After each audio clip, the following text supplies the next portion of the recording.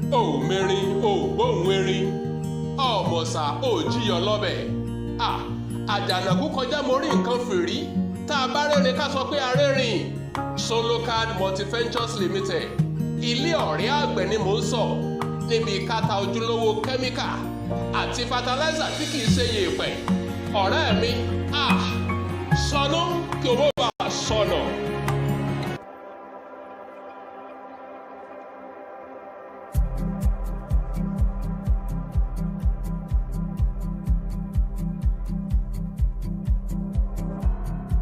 Ìwé kíkọ láìsí ọkọ́ àti àdá kò ì pẹ́ o, kò ì pẹ́ o.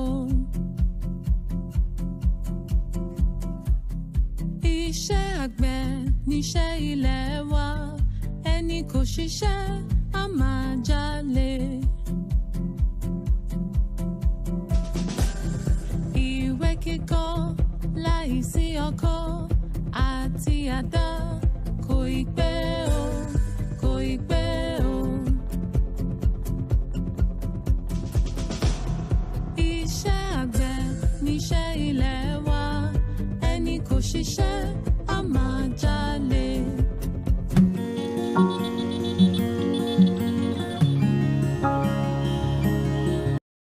Viewers and our listeners, we want to say a very big thank you to you for staying tuned to Solocard Multiventures Limited.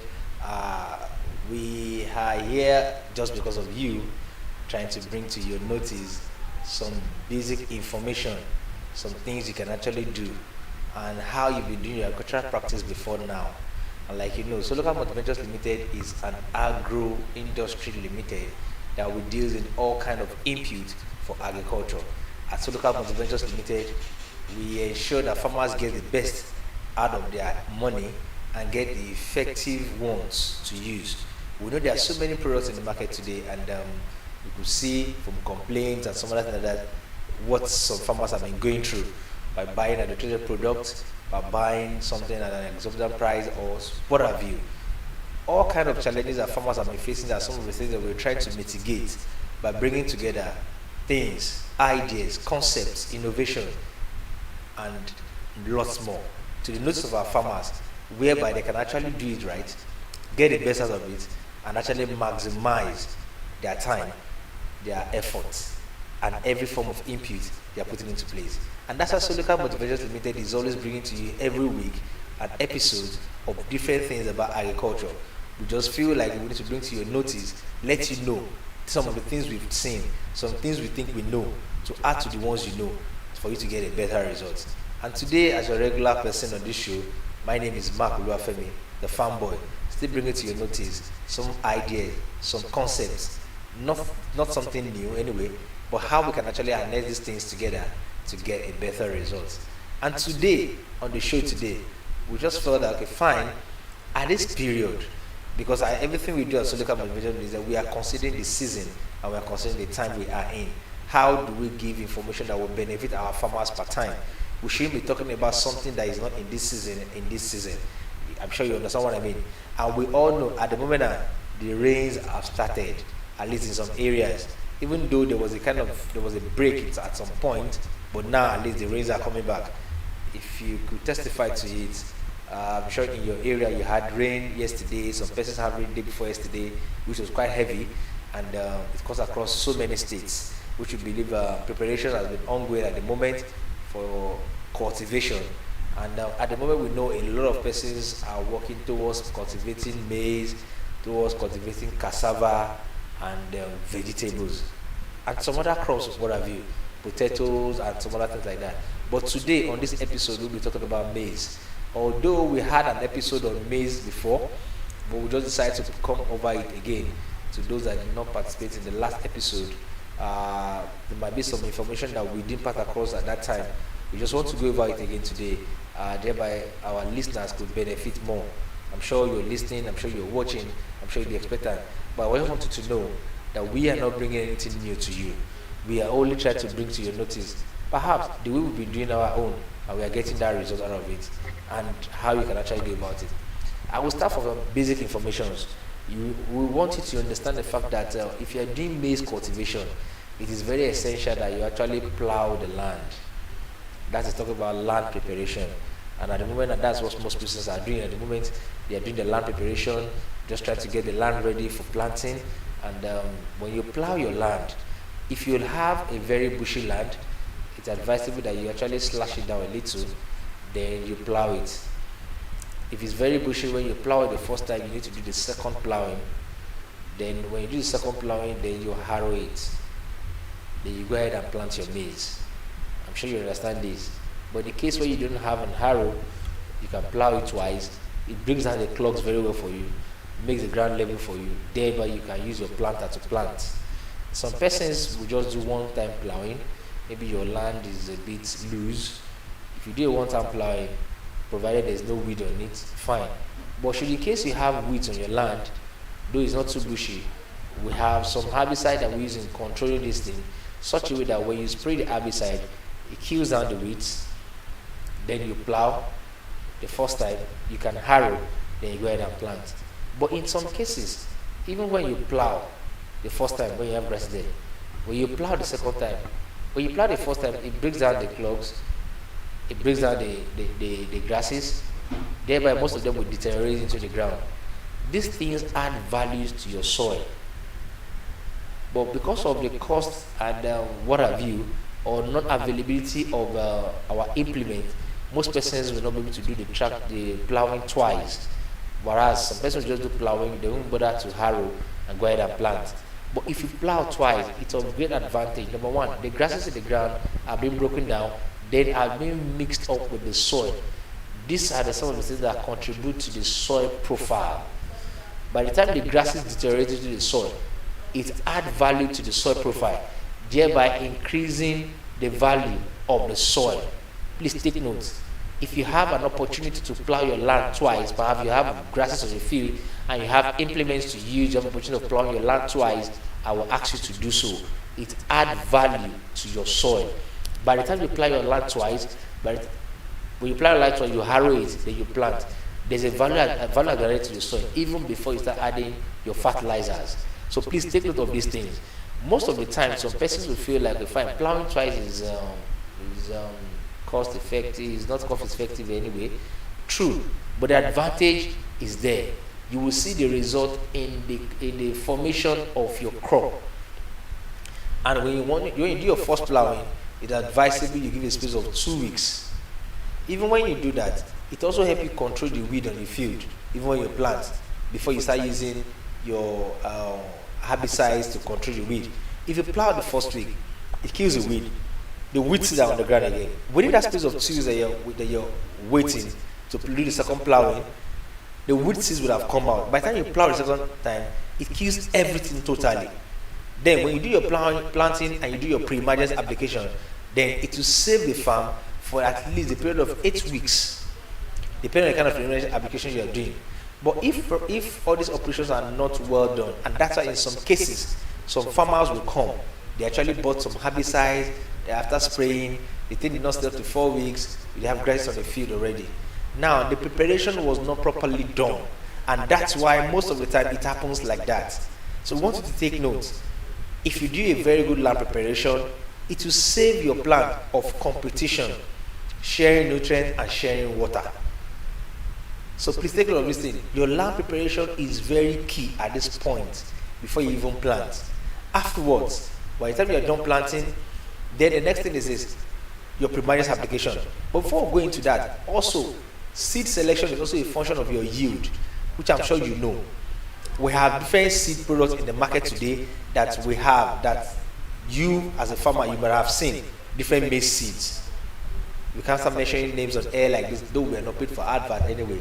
But we can still talk about a few of them. You know, we have Premier seed, we have the Seedco seed, we have the Pioneer seed, we have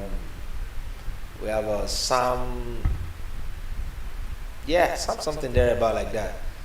We have the seeds, and we have about 4 different varieties of seeds at Solo Carbon Ventures Limited today that you can actually do. But they are varied in yield differentials. So I'm not going to emphasize on any of these seeds today. I'm only trying to let you understand that we have different types of seeds. They vary in yield differentials. Now, their yield is a function of their genetics. and that's how far I could go over that. But your seed selection is also a function of the yield you're expecting.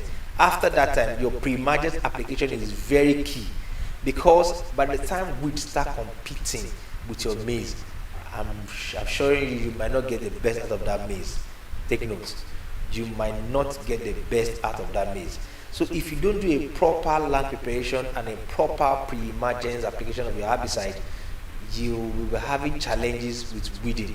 And you know, it will not be that easy when you have expanse of lands, acres, hectares of land planted already. How do you want to go about manual weeding? That will be more tedious and more difficult. And that's some of the challenges we noticed that from some farmers that faced last year when we went to their field. They were complaining. At that time, they were not looking for herbicide to control. They were looking for how to go about them. Workers were not available to even do manual weeding and the likes like that, which resulted to a very great loss on some farms. So please, once you take note of these things, you need to do a very good land preparation before you plant. Then your pre-emergence application needs to be very adequate. We have so many pre-emergence herbicides that you can actually use that will help you and save you a lot of stress later. Do not think these things are quite expensive or they are not necessary, because the stress you get to go through later on will be much more tedious than what you should have done from the beginning. And that's why we're advising you to do it properly from the beginning. Thereby you are not faced with a rush, or you are not pushed to a corner to spend what you are not expected to spend in terms of controlling weeds at the later part of the field. So please take note of all these things. We want you to understand the fact that if you do it well, you get a very good result. Then afterwards, we need to look out also. You've planted your maize. You need to look out for pests. There are pests. At least to some farmers that did maize planting last year that had attack of armyworms on their farm could say of a truth, it is real. Armyworm attack maize farm, grasshopper attacks maize farm. Then we have some other pests that attack maize farm. Not so pronounced, but armyworm and grasshopper are very deadly. They can wipe out your farm within the next 48 hours. And that's why we want to urge our farmers to please take note. Most of the time, these things comes into the farm not sudden. They are coming into the farm gradually. But farmers are not paying attention to this thing, and that's why it invades their farm and take over the farm from them suddenly. The thing is by the time you get to your farm when you plant your maize, please, your farm manager, your workers, and thereabout like that, even if you yourself you're not in the field, let the workers know that they need to move around the field at intervals, at least maybe twice in a week or 3 times a week. Let them just walk around the field and check. By the time you walk around the field, you will know if a pest is actually attacking your field gradually before they start forming colonies and before they take over the farm from you. Because pest attacks are not sudden; they come in gradual. But if you are not vigilant enough, if you are not observant enough, you will not be able to see them coming, and by the time they invade the farm, it becomes a disaster. Now, when armyworm starts on the farm, it starts with just one plant. At least to our observation, we visit several farms and it attacks only one of the plants. But if you don't move around, you will not see it on time. By the time you see armyworm attacking a particular plant on your field, when it comes in like the one plant, please, the farm needs to be sprayed almost immediately. And that particular one plant, you have to uproot it and take it away from the farm. Please get the point. When you see this attack on your farm, the attack comes in first. It attacks one of your farm, maybe one of the plants. That's when it's just coming. If you're observant enough, you will see that one plant. When you see that one plant being attacked, please, what you need to do is you need to spray your farm almost immediately. Then that one plant maybe one or two plants that is affected, you need to remove that plant and take it away from the farm, such that it don't attack the remaining plants. So please take note of these things. But if you don't walk around your farm at interval, you will not observe these things coming in. By the time you might observe, you must have taken about over half of the field already. Taking off half of that field will be so tedious for you to do, because you feel like the money is wasting. And that's the truth. But if you try to pamper that plant and the attack spread like a disease, you need to take over the whole farm. So please want you to understand something. Even when you plant these things, you need to watch them. They are more like a baby that you are feeding. You are feeding them in the sense that you are giving them fertilizer, you are wetting them, you are pesticide and stuff like that. If you don't observe them, you will not know when you need to do all these things. And if you don't observe them well, you might lose the whole field at the end of the day. So many farms lost their produce last year due to these attacks in terms of maize cultivation. And we want you to observe these things. If you are not observant enough, you might lose the farm. But we don't want you to lose the farm because of your input. At the moment now, input is quite expensive, which we know. But we will not want you to spend such money on your input and lose them at the end of the day. So please pay attention to your field. Observe the field very well. When you do this one, when you do your planting, then you control the pest, then you apply nutrient. But let's digress a little. Let me look into something that I omitted, your planting spacing. For you to have maximum yield on your farm, you need to meet up to the planting spacing required. Please take note. If you are having an hectare of maize, at least you should have 50,000 stands on an hectare. Please take note of this calculation. At least 50,000 stands on an hectare. That will give rise to the yield you're actually expecting. Most times, most persons will plant, they will have too many space in between the field, which is enhancing grasses to grow, and they want to get the same yield as the yield of the person that has the mark that actually optimize the space. If you can say that the difference is clear, you cannot have 50,000 stands in your field and want to have the same results. So look, for instance, let's say you have 32,000 stands on your field now, and someone has 50,000 stands on his field. You both can't have the same result because the results will be different. I want to take note of this one. So when you maximize the space, you will get the outcome. So when this is done, you take a field, you fertilize. At least when your field is well prepared, your first fertilizer application will be in the first 2 weeks after you're planting. You can fertilize again after another 2 weeks. By that time, your plant should have started dazzling and preparing to bring forth fruit. Then the fertilizer will actually work well. And some persons might ask, what kind of fertilizer do you need majorly for maize? You need urea and you need NPK for maize. So please take note of all these things. It's not too difficult, it's not a magic, it's not logical. It's a simple thing. But how to do the right thing at the right time is what affects a lot of farms, and that is why they are not getting the result. But if you can put just this small information together, I'm very sure this is your next agricultural venture in terms of maize cultivation will give you a bountiful yield. The truth is this, people are getting this yield, people are getting this result. You can also get them. They are not mirage, they are not magic, they are reality. You can actually do the same thing and have the same result people are getting. Yield is sure if you can do the right thing. Once again, I want to say a very big thank you to you for staying tuned to today's episode of the Solo Card TV, coming from Solo Card Multiventures Limited, trying to bring to your notice information, practices, and things you can do to actually get the result. Like I will always say, we are not just after selling. We're not after selling input for you, though we sell everything. We sell the fertilizer, we sell the maize, we sell the pesticide, we sell the everything you want, the herbicide, the permanent application, everything you want, the knapsack sprayers, the irrigation system, what have you. As long as irrigation is concerned, as long as farming input is concerned, as long as agriculture is concerned, we have everything. But we are not just after selling, we are after you making profit. We want to sell to you, we want to tell you how to use them, and we want to actually guide you and also help you to achieve that result. Because like I said, if you are happy, we are happy. If you are progressing, we are also progressing. If you are making money, then we are making money. So the more you make, the more we make as well too. And that's why we're always here to let you know that you can actually make that money, and we are ready to guide you and also help you to make the money, because we also make money too from you. Thank you very much for staying tuned. And once again, my name is Mark Olafemi, the farm boy. But don't forget, no knowledge is a waste.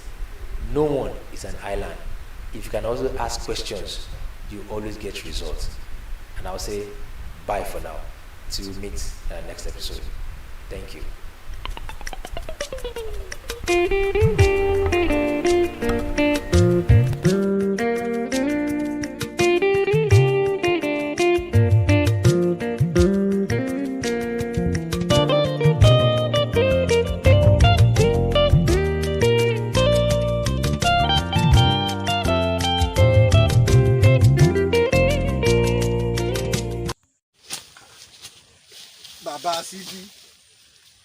ọ̀rẹ́ mi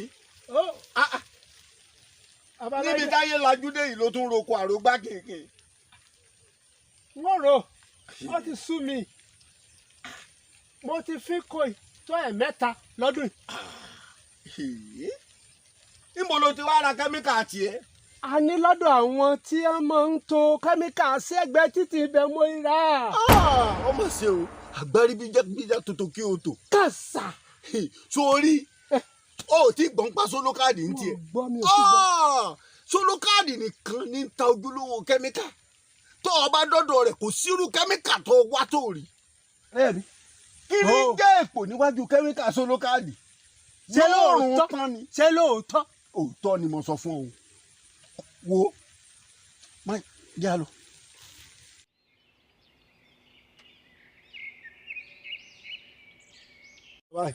mo rí gbogbo rẹ.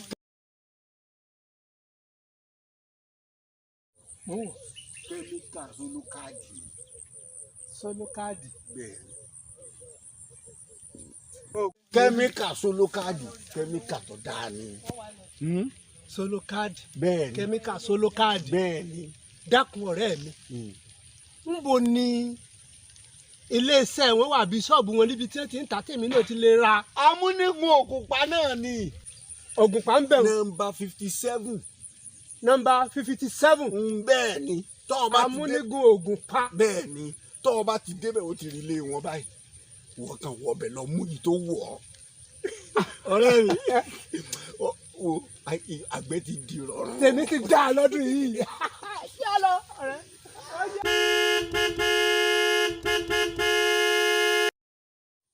Thank you.